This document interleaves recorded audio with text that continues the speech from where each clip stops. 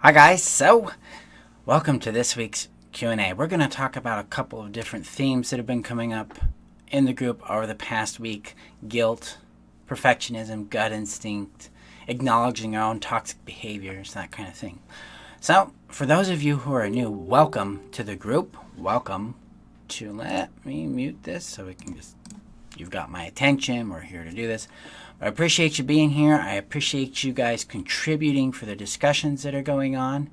A couple of you have reached out to me privately about things that are going on in your life. You're definitely welcome to do that. If you want to learn how I work, what's available to you, definitely go to heal.codependency.com. Check it out because I've got my solutions there. And that's where you can become a member of the Codependency Confidence System. It's where you can start the root process of healing codependency, which is all about doing two things. The first one is transitioning our identity, or what's called the governing value, from shame to love. And the second one is to master the skills to create positive relationship in our life that helps us choose ourselves first and have healthy, fun, reciprocal relationships, things we want to do, people we want to be with, right? Okay. And ultimately, the big secret plot in all of this is me helping you tap into your brilliance. That's the goal. So today, let's get to these topics. First one's guilt. And guilt, the way I define it, guilt is a sensation that says, I did something bad by doing X, Y, Z. And usually it's about a rule, either a rule we've internalized, we thought we were told that was important, a rule we made for ourselves that we broke, a fear or worry that hurting someone else's feelings makes us a bad person. Now, generally, guilt isn't not a very constructive emotion. I put it in the same camp as shame, where shame is not useful at all, except for one thing. Shame points us to where we need more love, while guilt points us to where we need more accountability, more awareness of what we want to do in our lives. It's not about punishment. It is not about fault. It's about going, is this who I want to be? Is this a rule I agree with? Or is there a better way here? Is there something more important to me here? Because if we're breaking rules and agreements, then they don't really matter to us. We need to get honest with that integrity so that we can, or honest with that lack of integrity, and deal with it so that we can make more effective agreements and choices in our lives. Now, I also like the idea, and I've done this for myself and I've encouraged my clients to do it, is to move from guilt towards remorse. Because remorse says, hey, this is about you, I affected you, you feel this way, I care about how you feel, let's talk about it so we have understanding, so empathy can get in there, okay? So when we turn towards remorse, we're not making it about us anymore, we are making it about the situation, and that leads us towards connection, towards understanding each other, rather than getting into a defensive position or shaming ourselves or impacting ourselves in a way that doesn't really constructively expand us in our lives. So go with that approach. Let's see what that does for you. So, but fundamentally, we don't have to feel guilt, but have to. We may naturally, because we affected someone we care about, we want to, make a change there. But having to or should feel guilt, should feel shame, should feel bad. These are programmed statements. So we can step out of that. We don't need that. What we need is to explore who we really are, get in tune with our own brilliance, our own native awareness about things, and see what we actually feel and think about whatever the dynamic is that's going on. All right. Perfectionism. Perfectionism is the ideal, or the idea that there is an ideal, that there is something that we can achieve that would please another person into loving us and keeping us. When we abandon perfectionism, then we get to enter what I call connection or play. Okay, we get to be us. We get to express ourselves. That's where the magic of life really is. But because of the abuse we've endured, the neglect, and the narcissistic abuse, especially around performance, perfectionism is an understandable thing that we bring with us into this process. So breaking out of perfectionism is to give ourselves permission to be flawed and to occupy the space of being limited. Because in limits or in limitation, we actually find our shape. Because they're not a bad thing. What it does is it helps us understand where we thrive and where we don't. It helps us know where we belong and where we don't. It helps us understand where people, places, and things fit with us. So limitation isn't a negative thing. It's a hint towards our brilliance. It's a hint towards our ability to impact the world, how we can contribute to it, and what we can receive back from it. Okay? So, and I'm a big fan of permission-based questions, and those show up as this. If I could, would I give myself permission to be imperfect? And if I could do that, when would I do that? If I could, would I praise and appreciate my effective effort in what I've been doing in this thing, even though I failed? That kind of stuff. If I could, would I give myself permission to disappoint other people and not fix their feelings about it? And if I could do that, when would I do that? These 3 questions can help us navigate outside of perfectionism and start building a comfort zone or a tolerance for imperfection, for creativity, for expression, and for disappointing other people. Because guess what? That's one of our jobs in life, is to do us. And so inherently that is to disappoint others. We will disappoint ourselves sometimes, people we care about, people that care about us. And that's okay. That's just normal. But it's just going to happen. What we can do is we can reach into that space and have a discussion about understanding, some empathy. But did you know you can still care without having to change your behavior or even your choice? Because sometimes the disappointing thing makes sense. Hey, we've been dating for a while. I'm not feeling it. It's over. They could be very, very hurt and disappointed by that. But that's a healthy decision because it doesn't work for you. Hey, I'm going to change jobs because this doesn't work for me. That means we're going to make a little less money. Very reasonable. They might be disappointed. An employer might be disappointed. Spouse or friends. That's okay because it's a change that you're making that benefits your life. So governing our life isn't about making other people happy, and it's not about avoiding pain that other people will feel in response to what we do. It's about understanding what makes us smile.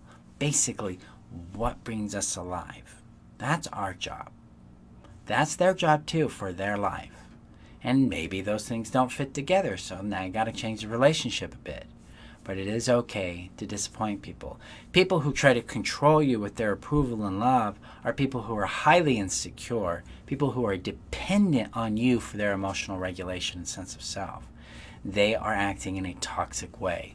So you need to evaluate that relationship and make a choice about how this fits for you. And if they're not willing to actually change, then you may have to look at the whether that relationship belongs in your life at all. Because I am one that's very clear about this. I do not support relationships that are toxic because you do not deserve to deal with toxicity. You deserve to be loved. And that really comes back to the axiom, the mantra of this group and of my work, is that you deserve to be known, loved, and kept. And if you're with toxic people, you will not be known, you will not be loved, and you will not be kept. You will be used, you will be drained, and you'll be discarded. Okay? All right. So, let's look. Gut instinct. So, gut instinct is this internal awareness that starts to show up when we continually and religiously tune into ourselves. When we get more practiced being within our body, being aware of what we're feeling, what we're thinking, where we're coming from, then we're going to start noticing this impulse, this awareness, this insight that shows up and says, yeah, that might be this way or that might happen over there. If we connect to that and we run with that, we're going to find our lives changing in ways we wouldn't expect, but that we will want. And it's especially useful in detecting toxic people because our body is much more aware about people energy and people circumstance than our conscious awareness is. So it's going to signal us to things that work for us and don't work for us with that gut instinct. And as you work through HEAL, you work through the codependence to confidence system, through you're using the HEAL process, going through Thrive strategy, working out love addiction, that kind of thing. you'll actually get more in tune with it. It's a very consistent result people start to see. They're like, oh yeah, that was off. Now I know why it was off. This person's crazy or something, Or it's like, I didn't really want that thing, now I wanted this thing. Now they start trusting it, and they start seeing how their gut instinct directs them to things that fulfill them and keeps them away from things that could harm them or not lead to fulfillment. All right. Last thing I want to touch on tonight is acknowledging our own toxicity, our own unhealthy behaviors is another way to put that. We often have inherited or absorbed some aspect of the narcissist in our lives, a behavior, a habit they have. One of mine was being a victim and blaming other people. I did that all the time. It was an impulse that kept me locked in my codependency and kept me in my safety zone, my comfort zone of going, hey, yeah, I don't have to change, you do. And I can make you change because I know better. And so I know better than you do about what you want, that kind of thing. And so I had to come to terms with that. I had to really face how I utilized my past to get pity and to avoid pain and to avoid grieving. And that came through the form of being a victim all the time. So I had to own that. When we are willing to own our behaviors that have negatively impacted others in a very legitimate way, if we're willing to own our own victimhood, we're willing to own the choices that put us where we are today, then we are ready to transform our lives. We're ready to move from that space of powerlessness and helplessness to brilliance. But if we are not ready to own that, then we need to start that process of getting into the comfort zone of owning what we've done, what we haven't done, what we've chosen, what we didn't choose, so that we can understand how our power is being used, how we are using our power of choice and action to keep us stuck in toxic systems. Because we're the common factor in this. If we keep choosing toxic people, we will keep having toxic experiences. So we need to learn what we're doing there, and we can only start doing that if we own what's going on, right? We got to own our choice in the situation. This is not about fault. Fault means something happened to you, and then you had to respond a certain way. This is about going, oh, I have a habit here. I have a pattern of doing this in my life. I need to own that pattern so I can change it because I want a different result. That's what it's about. So we abandon the idea that we're a victim in every single circumstance of our life that seems similar to the original event. Then we can start seeing how we're contributing to it. This is a hard thing to do. I get it. A huge amount of shame can show up with this. If that's what's going on, get into the heal, get into codependent confidence, go to heal, and use the shame clearings against it. Especially week 3 of heal, that's all about accountability and beginning the process of power retrieval, bringing back to us the power that we naturally have so that we can reshape our lives. So that's all I want to talk on today. Every Thursday, guys, is group Q&A. I make a post. Sometimes I make a poll. You guys like polls on this day, so I think I'm going to do that more often. And you guys have been asking a lot of questions in the group, so I appreciate that. We build this list that I've gone over based on what the discussions are. So we look for themes in the group, and then here we are. This is what we do. So I appreciate you guys. Thank you for being here. And when you're ready to join, you're ready to change your life, join Codependence to Confidence. You can do that by going to membership.freeself.com, or you can go to healcodependency.com and click on the solutions button and get started. Okay, thank you guys. I appreciate you. We'll talk next Thursday. And again, if you have any questions, post them in the group. We'll see you online. Bye-bye.